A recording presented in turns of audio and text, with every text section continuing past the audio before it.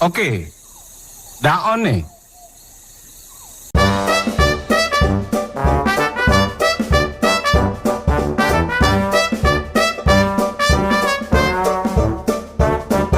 Assalamualaikum warahmatullahi wabarakatuh. Perkenalkan, saya Andrisha Maulidani dari perwakilan kelompok saya. Hari ini kita akan mempelajari bagaimana konsep dasar listrik seperti arus, tegangan, daya, dan energi dapat disimulasikan secara langsung menggunakan mikrokontroler ESP32 dan beberapa LED sebagai beban.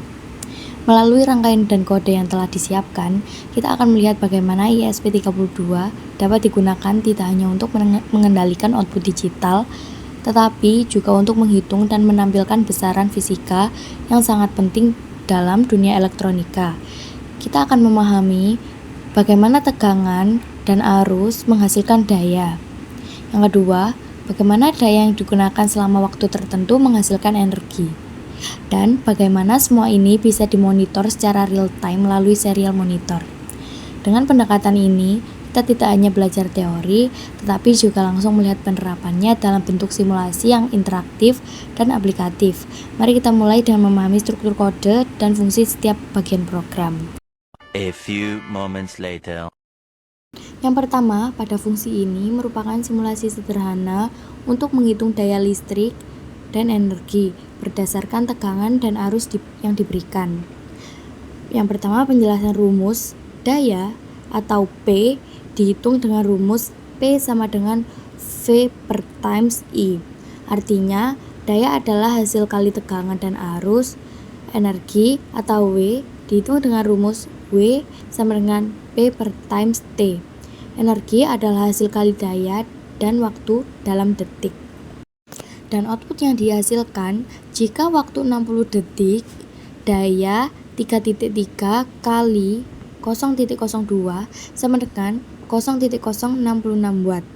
Energi 0.066 kali 60 sama dengan 3.96 joule. Yang kedua, fungsi void setup.